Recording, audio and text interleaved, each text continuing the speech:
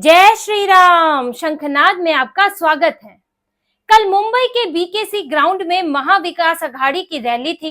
गठबंधन दल के तीनों नेता उस रैली में शामिल थे। राहुल गांधी, उद्धव ठाकरे, शरद पवार।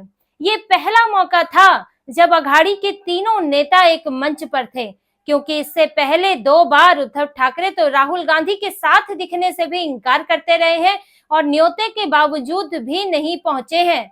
तो इस पहले मौके पर ये तीनों नेता एक साथ दिख रहे थे। तो ऐसे में जहां इनके बीच में एकजुटता नजर आनी चाहिए थी, अघाड़ी के बीच में एक सामंजस्य नजर आना चाहिए था, जिसकी उम्मीद थी, लेकिन वहां पर उस रैली के दौरान मंच में इन पर बिखराव नजर आया। इनके बीच में एक तरह का वैचारिक टकराव नजर आया और साथ ही एक दूसरे को नीचा दिखाने की कोशिश भी की गई। ये मंच पर हुआ जहां पर इन्होंने गारंटी की घोषणा करनी थी।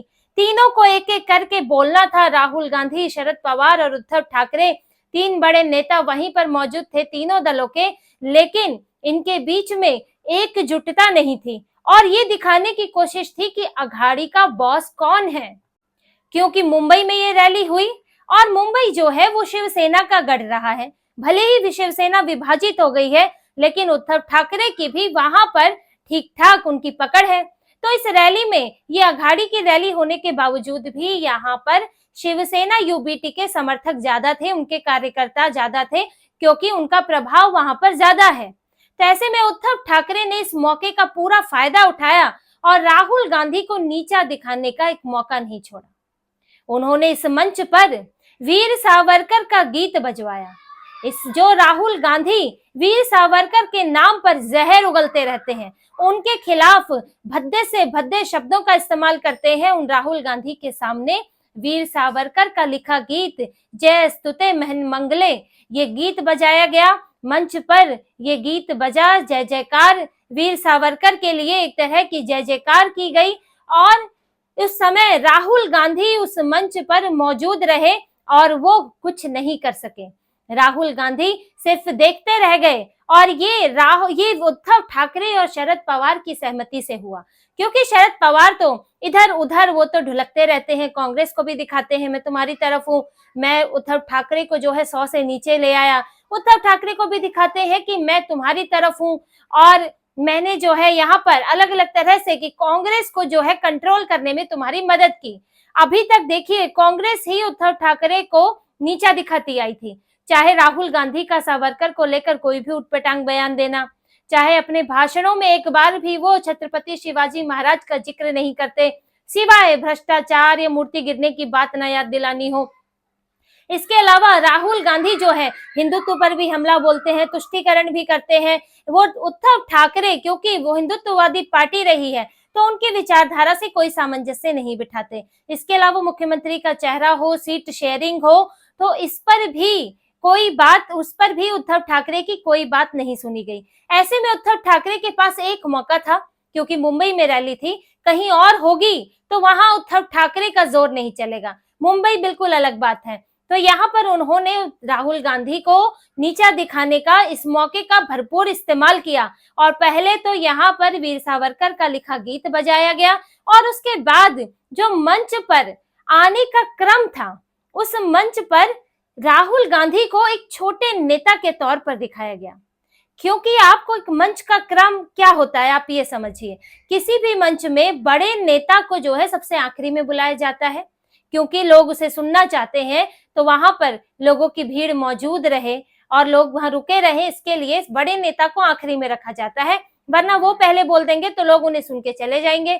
साथ ही आखिरी में ज्यादा समय उनके लिए रखा जाता है कि वो थोड़ा लंबा बोल सके, जोश भर सके अंत में भी लोगों में। तो ऐसे में जो वहां का बड़ा नेता होगा वो आखिरी में बोलने आएगा। लेकिन यहाँ हुआ क्या, राष्ट्रीय पार्टी कांग्रेस लेकिन राहुल गांधी को सबसे पहले ही बोल दिया। छोटे छोटे नेता Sapa, workers party, peasants party, ये सब के नेता बोल के गए थे, लेकिन जब बात अघाड़ी के 3 मुख्य दलों की आई तो उसमें जो है राहुल गांधी सबसे पहले बोलने आए, क्योंकि राहुल गांधी वहां पर एक तरह से महाराष्ट्र के सबसे या कहीं मुंबई में सबसे छोटे नेता के तौर पर पेश किए गए कि आप पहले बोल के जल्दी जल्दी निपटा लो, फिर आपसे बड़े नेता आएंगे। उसके बाद शरद पवार आए, फिर अंत में उद्धव ठाकरे आए। तीनों ने गारंटियों की घोषणा की, लेकिन राहुल गांधी को समय भी कम मिला और राहुल गांधी को सबसे पहले भी भेजा गया और अंत में उद्धव ठाकरे ने मराठी में अपना भाषण दिया और उन्होंने मुंबई पर, धारावी पर, गारंटी योजनाओं पर, बीजेपी पर बहुत सारी बातें उन्होंने ये सब बोली। लेकिन राहुल गांधी को उन्होंने दिखा दिया कि तुम महाराष्ट्र में जो है नाना पटोले, बाला साहेब थोराट से ज्यादा बड़े नेता नहीं हो। तुम अपने आप को इंडी गठबंधन का नेता सिद्ध करते रहो जहां तुम्हारी सरकारें हैं। और एक वैचारिक टकराव भी नजर आया, क्योंकि इस मंच पर सबने जो है अपने आप पर लगाम लगाकर भाषण दिया। अपने खुलकर बोल नहीं पाए तीनों के तीनों नेता, क्योंकि थोड़ी देर पहले राहुल गांधी नागपुर से लौटे थे और उद्धव ठाकरे कोल्हापुर से लौटे थे, तो उन्होंने वहां पर भाषण दिया था। नागपुर में राहुल गांधी ने आरएसएस की बात की, विचारधारा की बात की और वहां पर हिंदुओं को निशाने पर लिया, हिंदुत्व के, आरएसएस के जरिए हिंदुत्व पर चोट करने की कोशिश की। लेकिन जैसे ही राहुल गांधी मुंबई पहुंचे, आरएसएस को वो नागपुर में छोड़ आए। उन्होंने यहाँ पर हिंदुत्व की बात नहीं की, विचारधारा की बात नहीं की, क्योंकि जिन दो विचारधाराओं की वो बात करते हैं उनमें तो एक हिंदुत्व की विचारधारा है, एक तुष्टीकरण की यानी कि इस्लामिक विचारधारा है। तुष्टीकरण, सेक्युलर, जो भी नाम उसे दे दें, वो है इस्लामिक विचारधारा, मुसलमानों के लिए काम करना। तो राहुल गांधी इन दो विचारधाराओं की हमेशा बात करते हैं और उन्होंने नागपुर में भी इन चीजों पर बात की थी, लेकिन मुंबई में वो ये नहीं बोल पाए, आरएसएस का नाम नहीं ले पाए, हिंदुत्व की बात नहीं कर पाए, क्योंकि मंच पर जो है उद्धव ठाकरे थे। उद्धव ठाकरे को तो वहां से भाग जाना पड़ता अगर राहुल गांधी ने ये बातें कह दी होती, क्योंकि उद्धव ठाकरे तो हाल ही में कुछ समय पहले ही आरएसएस की तारीफ कर चुके हैं, आरएसएस से बीजेपी की शिकायत कर चुके हैं। तो वहां पर राहुल गांधी अपने पूरे खुल के भाषण नहीं दे पाए। ये भाषण गारंटी का भाषण था, लेकिन इसमें विचारधारा नहीं थी, इसमें वैचारिक सहमति नहीं थी। जब शरद पवार भी आए तो वो भी किसानों तक सीमित रहकर चले गए, वो भी ठीक से मराठाओं की बात नहीं कर पाए। अब मराठी अस्मिता की बात करेंगे तो मराठी अस्मिता में भी कहीं ना कहीं हिंदुत्व का, मुसलमानों का जिक्र आ ही जाता है, तो वो उससे भी वो बचते रहे।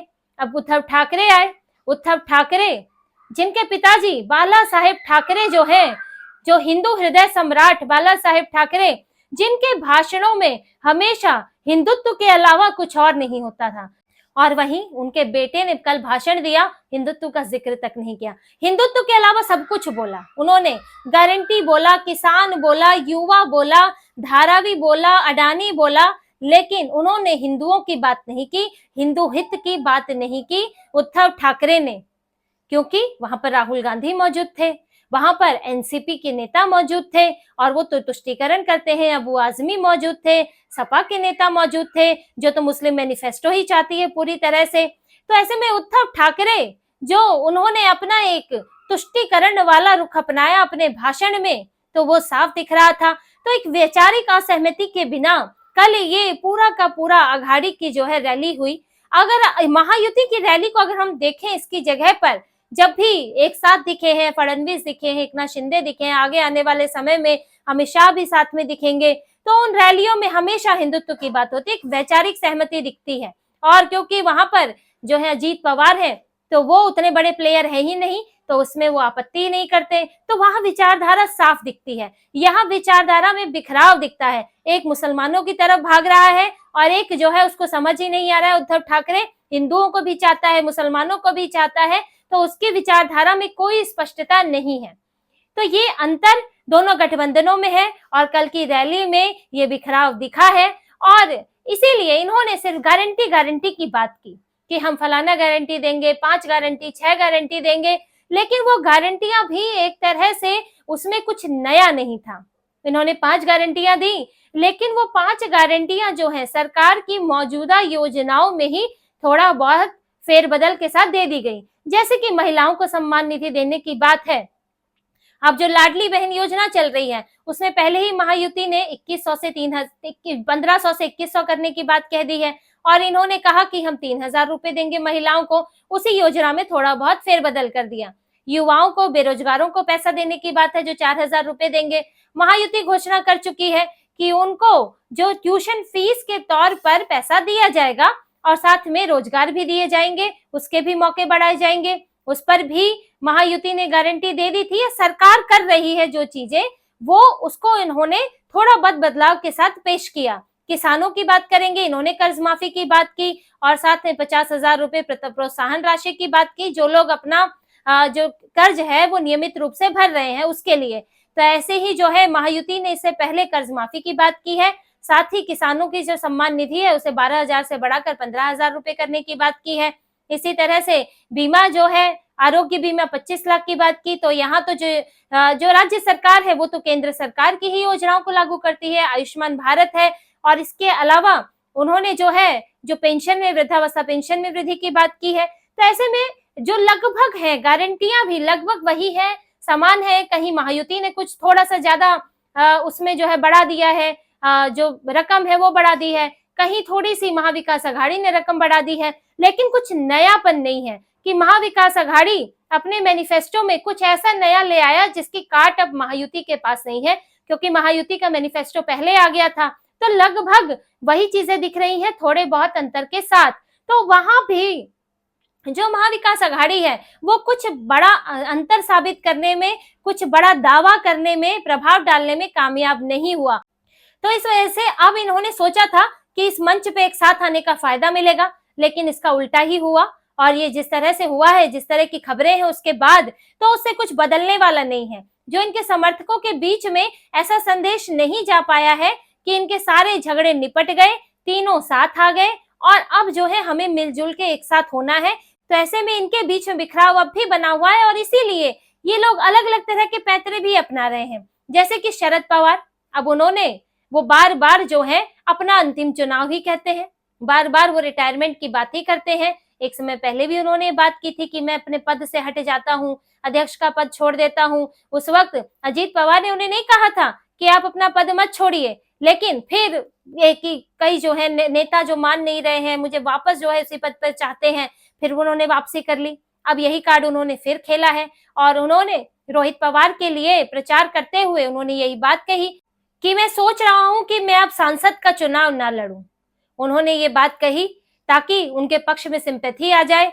अब देखिए, लोकसभा चुनाव में तो एक सिंपैथी वो बटोर चुके पहले ही कि मेरी पार्टी तोड़ दी, अजीत पवार अलग हो गए। तो अब वो दूसरा तरीका अपना रहे हैं कि मैं रिटायरमेंट लेने वाला हूं, मेरा आखिरी चुनाव है, तो अब मुझे यहाँ से जिता दिया जाए। अब ये पैतरे पर उतर आए हैं कि किसी तरह सहानुभूति बटोर लो, हमारे काम तो लोगों को पसंद नहीं है, हमारी जो गारंटियां हैं उनमें खास दम नहीं है, तो अब जो है ये सहानुभूति वाला कार्ड चलो।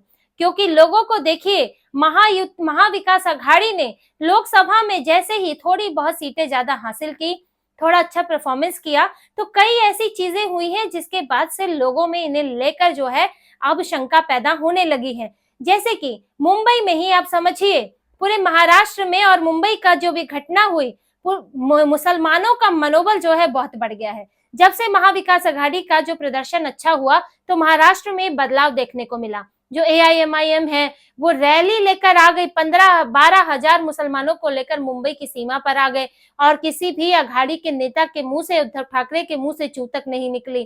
तो जब से आघाड़ी मजबूत होता हुआ दिखा है, तब से महाराष्ट्र में जो है ये कई घटनाएं, कई बदलाव नजर आ रहे हैं और इसीलिए लोग भी वहां सतर्क हैं और इस बात पर विचार कर रहे हैं। ऐसे में इन लोगों ने बहुत कोशिश की, आघाड़ी ने, कि किसी तरह से हम जो है मजबूत दिख सके, एक साथ दिख सके, एक मंच पर आए और सिंपैथी वाले जो है तरीके अपना सके। उद्धव ठाकरे भी पार्टी तोड़ने की बात करते हैं, शिंदे को इसके लिए जिम्मेदार ठहराते हैं, लेकिन खुद किस विचार से भटके हैं उसको जो है वो बीच में गायब कर जाते हैं।